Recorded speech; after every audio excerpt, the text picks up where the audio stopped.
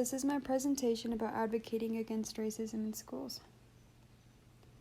What is racism? Racism can be explained by thinking that one race is superior or inferior to another, leading to unfair and unequal treatment of individuals or groups. Racism in education can be seen through teacher bias, access to resources, and other cultural insensitivity. Well, these are just some of the examples. These are not all of the ways racism is in education. Racism has played a part in the history of the United States, and education was not exempt from experiencing that racism. Slavery was one time in which racism was very noticeable and resulted in less than equal opportunities. Brown v. Board of Education is a prime example of racism in education that occurred in the past century. In 1954, the Supreme Court ruled against segregation, determining that separate but equal education was unconstitutional. The Centers for Disease Control and Prevention conducted a study in the beginning of the year 2021.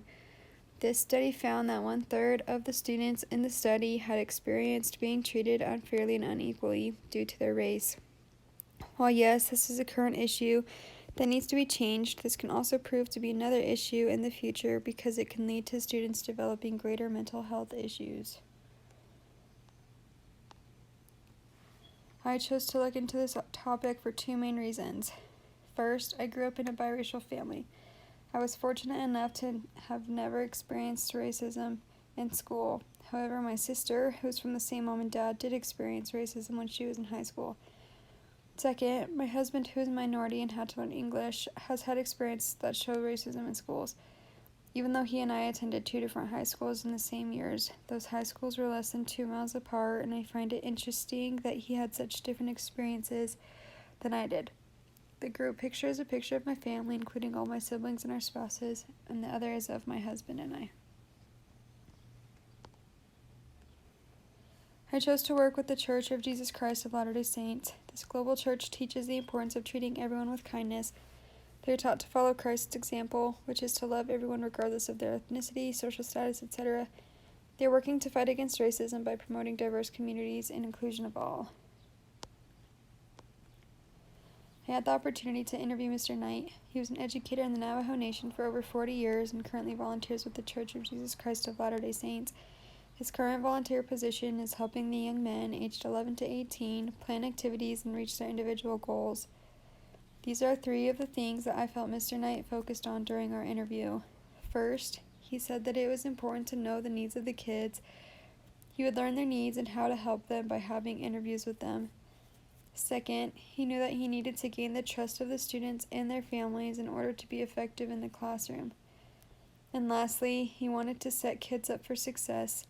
He did this by having creative lesson plans in which the kids were able to show off their mastery of a topic in different ways, as well as teaching lessons as many times as needed in order for them to fully grasp and understand the topic. The objectives of this project were to educate myself by learning more about the experience of others, as well as educate others. This was done by following the SMART goals, which were to collaborate with a local school and church, reach 10 students or parents to learn more about their individual experiences, partner with the local organization and research the issue, address the need for educating others, and analyze the data from the survey.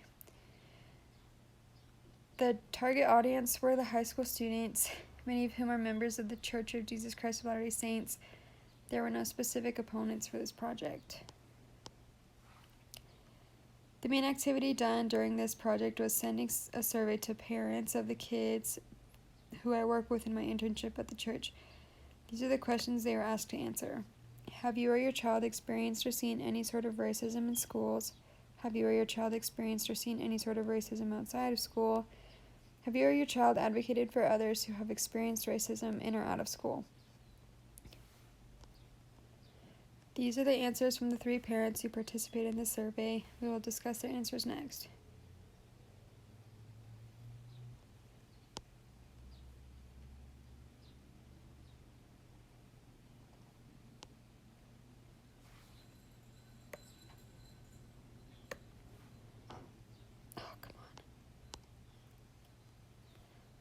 What does this data mean? First, none of the participants experienced racism in school. 1 person experienced racism outside of school, specifically at church, and one could see stereotypes outside of school. 2 of the 3 advocated for those in need. Racism in schools in this area may not be that big of an issue, but it could be more problematic in other areas. The key messages of this project are as follows. 1. Racism harms everyone. Racism isn't just unfair, it harms society as a whole. It keeps people from reaching their full potential, no matter their race. We all suffer when anyone faces discrimination. 2. Unity and diversity. Having people of different backgrounds makes us stronger. We should celebrate our differences and create communities where everyone feels valued and included, no matter their race. 3. Action and accountability. It's not enough to talk about ending racism, we have to do something. We can learn about racism, speak up against it, and support policies that make things fair for everyone. We can also hold people and institutions accountable for treating everyone equally. After conversations with various people and looking at the data from the survey, I have learned 3 main things. First, everyone has a different experience. This does not mean that one person's experience is any less valid than another, nor does it mean that everyone of the same race has the same experiences. Second, racism and stereotyping is an issue outside of school and inside school. And third, the only way to make this issue go away is to educate oneself, do better, and advocate for others. What's next for me? This project has shown me that I do not know much about this topic, meaning that I must continue to learn more. I also must put into practice what I have learned. As for the organization, it is important to move forward and make decisions based on data. The experiences talked about previously were only those of a certain few in the same area.